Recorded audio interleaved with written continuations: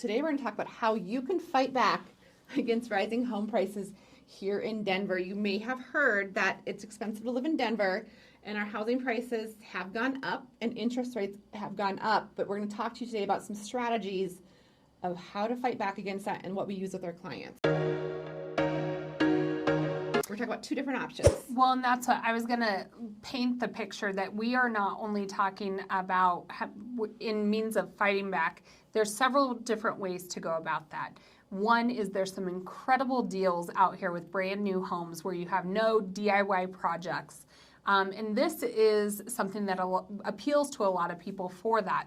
They want, something new that maybe has a warranty. It's just something solid. And in some neighborhoods, it's a good way to gain equity really quick. But then there's also another way that we help fight back on what the housing market has done here in Denver, but we're looking at more existing homes. And, with this existing homes on the MLS, how can we determine those ones that maybe we can push back on a little? How can we determine if we think that the seller is going to be a little bit more flexible? How can we create an offer so that it gets you, the buyer, our client, to the end goal with where you want to be monthly in your mortgage payments? So, and the honest truth is that, current existing homeowners, when they're putting their house for sale, honestly can't compete with new build homes right now. I mean, the offers they offer them, interest rates, I've seen them in the 4s. They're offering them landscaping. They're offering closing costs. They're selling rate buy downs. I mean, they have so much more ability because they're a large corporation. Like, they don't have a bottom line. Well, they do, but they have more of a gap, I will say, than a lot of existing homeowners do. Like, they can't just offer $60,000 sometimes, as we're seeing, for these rate buy downs and incentives. It's just not feasible. So honestly, it's tough to compete. And what we've actually just experienced this with the client, like if we're talking new builds, and like this one I'm thinking about, they were offering literally a 6% compensation or incentive that you could use towards rate buy down, your prepaids and escrows, and or you could take it off of the purchase price. Well, if you're talking a $600,000-$700,000 home, that's $40,000 to $50,000. Yeah. I don't know really if at all, any existing homes that have that, like, in that marketing plan to where they're able to come down that much to still make the deal work. So what's happening is these builders, they also have their preferred lender, and the preferred lender, they have more flexibility and more ways to structure the loan. And what they're doing sometimes is they're increasing, because they have to increase the home prices in that neighborhood to maintain comps in the area, because they've already sold these other homes, and they don't want to, the homes they've already sold, make those people mad, because then they are listing a home that's way less. So what they'll do is they'll increase the purchase price, but then offer it back to the buyer in concessions, which, to be honest, tackles a lot of the issues with interest rates for a lot of buyers. But a lot of people, they don't want that new construction feel. They want more of a mature yard, landscaping. They want good schools, maybe close to jobs. Maybe they're starting, a lot of companies are going to where you're back in the office.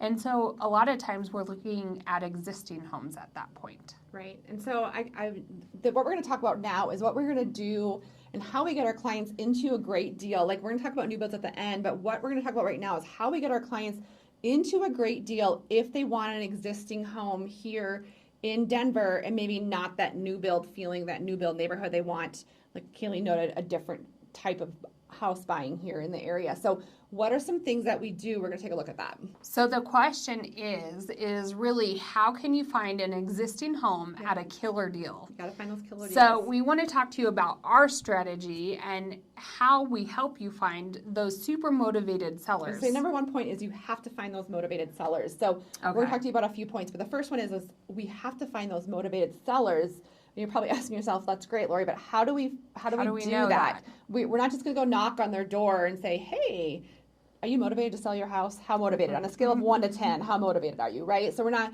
What's your bottom line? But what do we do? So we're going to talk about that real quick and go over how we find those motivated sellers. Well, and one thing that I always like to do, I work with buyers a lot, and I like to take that off your plate and put that onto my plate. I still like to show you, like, present you with homes that are meeting all those check boxes, and if you like one of those homes and if you're feeling it, then let me do the research for that, because there's a lot of things that come into play when we're talking about how motivated the seller is. So what I like to do, we always like to do our research, and we like to dive into the back end with our MLS, assessor's reports. We can see some mortgage history, and I like to see, one, how many days on market has this house I think that makes a big difference. If a house has just hit the market and it's been on the market for 1 to 2 weeks, that seller's not going to be very motivated.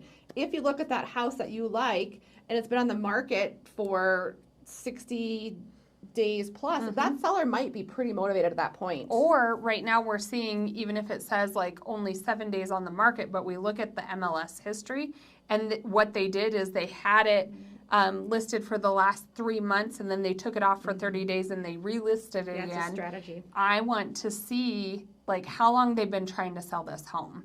And so looking at days on market, but then also the MLS history to see, did they try to sell this last fall when the rates went really high and they decided not the best timing. And then, you know, we can help paint that picture with just looking at days on market and how long they've been trying to sell that home. And I would say the second thing is that we call the listing agent is to find out their timeline. If we call a listing agent and they're like, well, they're just, you know, they're kind of flexible about when they want to go or when they want to move, then it tells me they're not going to be very motivated. However, if they're like, unfortunately getting a divorce, or let's say they have orders to move, or they have a job relocation, or they have to move, and they're like, they need to move in the next 30 days, or building a new build, whatever that may be, that is my red flag or green flag to tell me that they are motivated at that point, which means we can come in less, usually, typically. Well, and with that being said, a lot of indicators to that red flag or green flag that Laurie was talking about, a lot of times you'll start to see pretty drastic price drops in the history. It'll be like, oh, it was listed at $700,000 and now they're all the way down to $675,000, and then you're like, they were only listed for 2 weeks. Like, why'd they drop $25,000 in only 2 weeks on the market? Now, if they drop $25,000 and it's been sitting there for 60 days, it's probably because they're overpriced. So we found that motivated seller. Now what? So number 2 is we're going to submit your offer. And what are our strategies when we're submitting an offer? So keep in mind, you're going to need a highly skilled real estate agent, skilled in negotiating, who knows how to lay this landscape out for you to get you that amazing killer deal. You were mentioning it a little bit. We always run a CMA, which is a comparative analysis of homes in that area. Our goal is to find a home that's priced well, as far as like lower in comps, to get you a good deal. So comps, a lot of times when we're pulling our CMA, we're looking in that specific area or neighborhood with the most similar homes to justify whether that list price is really what we think is a good offer, or if it's higher at the higher end, and if it is it justifiable? Have they done some incredible remodel, or is it one of those premium lots, or like why? And so we always do our research, and sometimes, you know, we even talk about if we can justify the price point, but maybe we know that the peeling paint is probably going to get flagged at an appraisal, or during inspection we can tackle maybe this deck that was, I actually just walked out onto a deck the other day when I was out showing homes, and it was like this brand new like Trex decking. It was such a nice patio, and it was permitted, but it was wobbly. And so I was like, don't let that scare you too bad, because we can always tackle that at inspection as well. And so we know the process, and so if we can lay that out for you, what that would look like, hey, we think the ask price is good. Don't worry too much about that, because our contracts here in Colorado really protect the buyer. And so you as the buyer have a lot of outs during that time that you're under contract. And so we can help lay that out, what our game plan is for that, I guess. Yeah, I would say don't just take the offer and like the value of a home because the agent lists it as that. It's not, Yeah. we're going to run that analysis. We're going to find out where that is. And maybe we don't just come in super low at first. We use our other strategies throughout that offer. Maybe we come in a little bit lower, but we're going to like hit them where it hurts while you're under contract, whether that's at appraisal or whether that's at inspection. That just happened to us I mean, too. you can ask for big ticket items at inspection, or we can also negotiate as the contract goes on, you know, a bill of sale for some of those pieces of furniture you may really want that are big ticket item. We can negotiate that in, or appliances that aren't included. So there's a very different ways throughout that contract. It's kind of like putting together a puzzle piece that we can get you a really good deal here in Denver so that when you close, you have some really good equity. So one, we started with finding maybe a more desperate seller or We like to find those somebody desperate people out who really is motivated to sell. Maybe not desperate, but they need to sell. The next thing we did is we're doing all of our research and then putting together all those puzzle pieces to really get you as our client the best deal. Our goal is to get the house for the best price that we can possibly get it for, and we always want you in a good situation to where if you had to sell again, we know you're making money. And I do want to talk about one other strategy. It's called a free lease back, or you can charge a little bit for a lease back as well, and that comes at the end of the transaction.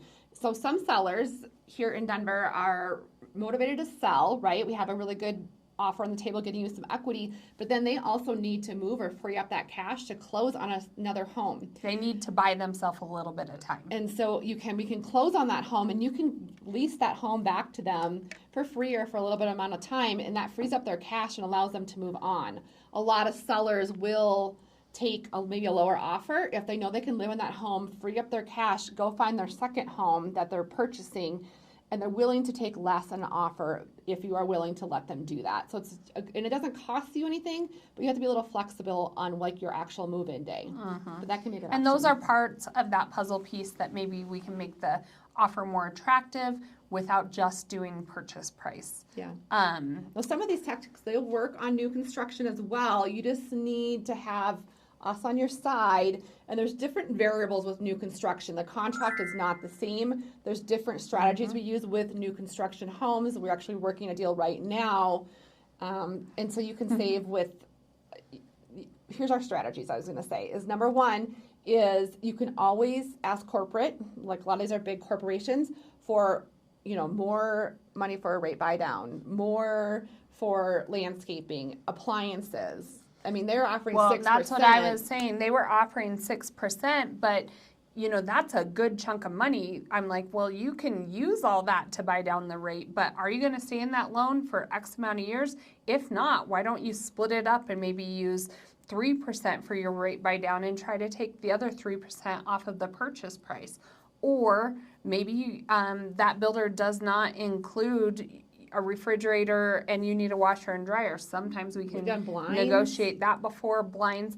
And a lot of these new builds are, if they're sitting on these inventory homes and that they're still trying to get rid of them. We're even starting to see some of the builders include landscaping, not only on the front, but the back. That can cost like $50,000. I People know. are always shocked about landscape costs. I don't know if it's just here, but it can be a 40 lot. to 50 sometimes in landscaping. So we can negotiate that with the new build as well. The other strategy we use is you can walk away.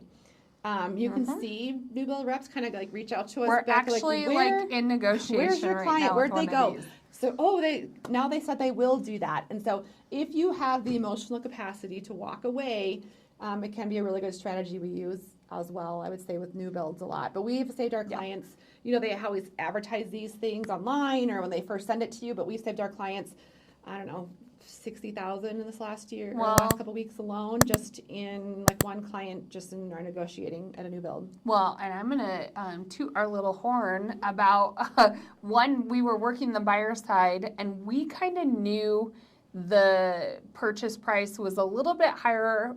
There's a lot of things that come into play with appraisal, but we knew price per square foot was pushing it a little. Multiple offers. There were multiple offers. We knew we had to have a competitive offer, and our clients really loved this home. So we put together a competitive offer, knowing that we were not going to offer any sort of appraisal cap. So sure enough, appraisal came back, and it was a lot less than what our contract price was. Mm-hmm. We'll just put it this way. We did give a little. We chipped in a little bit to cover that gap, but A lot. They were over 85% of that gap was actually, it resulted in the seller having to do a cost reduction. So we got them So- home, but we beat all those other offers, but then we got them back down at appraisal. So it actually turned out really well for our buyers. So I'm excited Yep. for them too. So make sure you reach out to us if you are thinking of moving here. We negotiate all the time. I know Denver pricing can be kind of scary when you're moving to Denver, the suburbs. It can be, especially with interest rates, but reach out to us. This is what we do. We can fight back against these high Denver home prices and get you into a really good deal here. You just have to know how to do it and how to strategize around our market to get you into that home. Well, and whether that's an existing home, a new build home, you're really indifferent, you just want to find affordable housing in an area that you love, we can help navigate those pros and cons as well. And in addition, one other incentive we didn't bring up is Laurie and I and our finest agents, we are offering a big green box promotion in 2024. You get to choose from 6 different luxury items as part of your closing gift. Not just your average. There's TVs, there's snowblowers, there's Louis Vuitton bag, there's 9 months of house cleaning. It's just a fun It's just a fun incentive that we incentive. decided, we always like to give back to our community and our clients, and that was a great way we thought to welcome you to Colorado as a new Colorado homeowner, and so you can get yourself one of those great gifts for your new home. So we help hundreds of families make that move. We love to help you make Colorado your home. So put those numbers into your phone, give us a call or text. I don't care if you're moving here tomorrow or 6 months, a year from now, we'd love to get in contact with you. So put those numbers into your phone and reach out. And for now, that's all from Colorado.